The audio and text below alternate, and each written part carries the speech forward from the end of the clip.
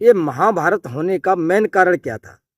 वैसे तो कई बड़े कारण थे, एक सबसे बड़ा कारण था ये शकुनी। इसी ने सबसे ज्यादा बरगलाया दुर्योधन को। लेकिन शायद कम लोगों को पता हो कि इसने ऐसा किया क्यों, इसे क्या दिक्कत थी। क्या इसका दुर्योधन से ज्यादा लगाव था? इसका दुर्योधन से लगाव नहीं था, इसे हस्तिनापुर के हर इंसान से नफरत थी। चाहे वो भीष्म पितामह हो, चाहे धृतराष्ट्र हो, हर किसी से नफरत थी। ऐसा था क्यों, इसी कहानी में आपको बताता हूँ।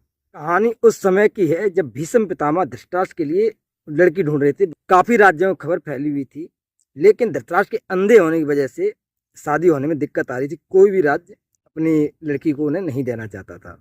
तो जब ये बात गांधार नरेश को पता चली तो वो शादी के लिए तैयार हो गई, क्योंकि वो एक कमजोर राज्य था और आज भी है ये गंधार, उसमें कंधार नाम से था, जो आज इस समय अफगानिस्तान में है। तो शादी के लिए तैयार हुई। अक्सर ऐसा होता है कि अगर लड़का संपन्न है, अच्छे परिवार से आता है, तो उसकी कुछ कमियां दबा दी जाती। आज के समय में भी ऐसा होता है। तो उस समय हस्तिनापुर एक बड़ा साम्राज्य था, लेकिन जब शादी होने वाली थी, सारी तैयारियां हो गई, उस समय गंधार नरेश जो थे, उन्होंने एक बात का खुलासा किया, जो हमारी बेटी है ये मांगलिक है। तो ये समस्या हो गई। बोला गया भाई ये पहले बताना चाहिए था। तो गांधार नरेश ने क्या किया, भीष्म पितामह से छुपा के उन्होंने कहा कि ये भीष्म पितामह को ये बात पता चलेगी कि हमारी लड़की मांगलिक है, तो वो ये शादी नहीं होने देंगे। वो कहेंगे भाई मुझे पहले बताना चाहिए था। तो भीष्म पितामह छुपा के पंडित बुलाए गए, जो महान पंडित थे। उन्होंने क्या किया, पहले बकरे से शादी करा दी उनकी। उसके बाद धृतराष्ट्र, कि हम लोगों में ऐसा माना जाता है कि अगर कोई लड़की मांगलिक है और शादी करनी है तो पहले किसी जानवर या किसी पेड़ से या कोई नारियल से शादी करवा देते हैं, जिससे असर कम हो जाता है। तो पहले उनकी शादी एक बकरे से करा देगी और बाद में उसकी बलि दे देगी। लेकिन बाद में जब ये बात भीष्म पितामह को पता चली तो बड़ा क्रोध आया, ये बात मुझे पहले नहीं बताएगी, और जब शादी होगी उसके बाद बकरे से भी शादी करा दी, यही मुझसे छिपाया गया।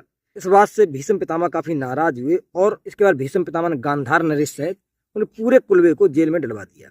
इसके बाद भीष्म पितामह किसी युद्ध में चले गए और एक मंत्री को उनकी देखरेख के लिए छोड़ गई। भाई भीष्म पितामह के युद्ध में जाने के बाद जो वहां मंत्री था, जो उस जेल की देखरेख कर रहा था, जिसकी निगरानी में थे, उसने थोड़ा और गलत किया। उसने क्या किया, वो केवल एक मुट्ठी चावल देता था और ये कहता था भाई इसी में तुम लोगों को खा के गुजर करनी है।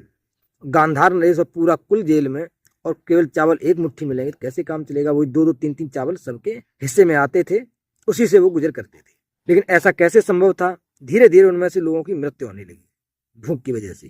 तो उन लोगों ने डिसाइड किया एक काम करते हैं, ऐसे तो हम सारे लोग मर जाएंगे, एक मुट्ठी चावल मिलेंगे यहाँ पे, एक काम करते हैं किसी एक को ये देते रहते हैं। जो एक मुट्ठी चावल आते, जिनका सबसे छोटा पुत्र था शकुनी, उसको दे देते थे और थोड़ा बहुत गांधार नरेश खा लेते थे, क्योंकि वो राजा थे। धीरे धीरे लोगों की मृत्यु हो गई। बाद में केवल गांधार नरेश और शकुनी दो लोग बचे। गांधार नरेश मरने की हालत में थे वो। इसके बाद गांधार नरेश ने शकुनी को अपने पास बुलाया और पूरी सामर्थ्य के साथ अपना पैर शकुनी के घुटने में मारा। इतनी तेज पैर मारा कि उनका घुटना टूट गया। शकुनी ने कहा ये आपने क्या किया? गांधार नरेश बोले कि जो अपने साथ हुआ है इसे भूलना नहीं है, इसका बदला लेना है तुम्हें, और ये मैंने जो तुम्हारा घुटना तोड़ा है इससे तुम्हें हमेशा याद बना रहेगा। जब जब तुम चलोगे, जब भी तुम उठोगे बैठोगे, तब तक तुम्हें याद आता रहेगा कि तुम्हारे साथ कितना गलत हुआ था। चाहे कुछ भी करना पड़े, इस परिवार में ऐसा गृह युद्ध करवाना। और ये भीष्म पितामह से लेकर के जितने भी योद्धा हैं सबको इनके अपनों के हाथों ही मरवा देना।